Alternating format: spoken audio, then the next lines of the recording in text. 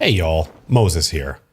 Today we're going to be talking about discovering and then refining a personal strategy or team strategy in PUBG. PUBG is at its core a set of decisions mixed in with the nuance of a skill-based shooter. So decision making and strategy are a big factor in being successful. Even the most skillful players in the game need to play with some level of strategy. Very few players can reach the top of the leaderboards based on mechanical skill alone. In this video, we'll be covering a few things. 1. Applying logic to strategy choice. 2. Minimizing RNG factors. And 3. Executing the chosen strategy. Battlegrounds can be cruel, and even the best strategies can be undone by factors in the game beyond our control. Strategy must be constantly evaluated and refined depending on your playstyle and expectations of success. The goal of this video is to identify the principles that will help you form a strategy for your personal playstyle or the preferred playstyle of your team. I encourage you to be creative, as PUBG is a unique game where each round offers an entirely new set of circumstances to navigate. So with that said, let's get started.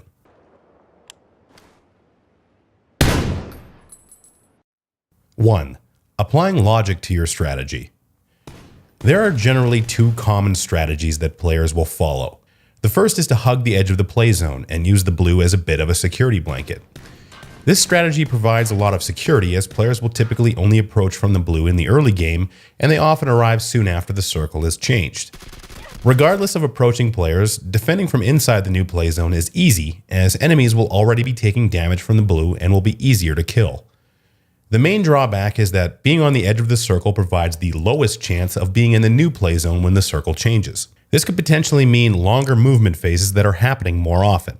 Movement phases are when the circle changes and players must jockey for a new position in the next safe zone.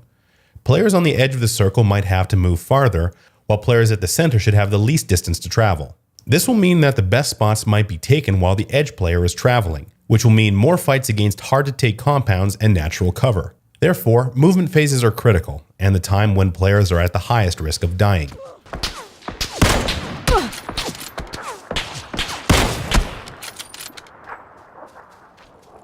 We'll talk more about that in the next point, but for now, let's talk about the next common strategy, which is playing the middle of the map. The center strategy is built around playing in the middle of the map to minimize travel and movement phases. The center of the current circle provides the highest chance that you'll be inside or very near the new play zone when the circle changes. The other part of this strategy is occupying the best possible spot within the center of the new play zone. Typically that would be a compound or building, but natural cover can work well too. As the game progresses and these types of spots are harder to come by, players will begin crashing these compounds. If you're a good defender, you can rack up easy kills as players approach or enter your area. Eventually you'll enter the endgame, and you'll have to rely more heavily on gunplay and movement, but getting to the endgame on its own will have increased your winning chances dramatically. Out of these two strategies, the center-based tactic appears to be the most popular at the competitive level, and in high-level leaderboard play as well. So when choosing a personal strategy, regardless of whether you follow one of these common tactics or one of your own creation, consider the following principles. 1. Reduce the amount of time spent running or driving during movement phases. 2. Select the best cover and take it for yourself. So with the basics of choosing a strategy based on logic out of the way, let's talk about the second point. Reducing RNG factors. The most frequent complaint I see when it comes to getting better or playing the game in a competitive way is that the inherent RNG factors of PUBG are impossible to overcome. While you may not be able to predict or control things like loot or circle changes, you can do your best to minimize the impact those things have on your game. To minimize loot RNG, you can alter your early game behavior. Many players will drop with their first priority being a gun followed by equipment. This could mean dropping in a place where you can gear yourself or your entire team as quickly as possible. If you're lucky, you'll find a gun quickly and clear out enemies near you to secure your zone and get geared up. RNG could just as easily grant your enemy a gun and you'll find yourself back in the lobby. If you want to reduce the early game RNG in large towns or cities under the plane path, you can land at a vehicle spawn and drive to an area that was difficult to reach via parachute. Essentially, you land to find a car or bike, and you or your team drive off to a remote city as quickly as possible and gear up in relative safety. This might make for a boring or uneventful early game, but might make the transition into the mid and late game a little smoother. We talked about the best way to minimize circle RNG based on strategy in the previous point, but there are a few other little things that might factor into how the circle might shift. Over the last few patches, it seems that after about the third or fourth circle, most of the water will be adjusted out of the play zone. So if you're choosing the best spot inside the play zone that has a lot of water in it, consider that you may get a heavily favored circle on the side opposite of where the water is currently located. This isn't always the case, but happens regularly enough that I consider it when I play myself.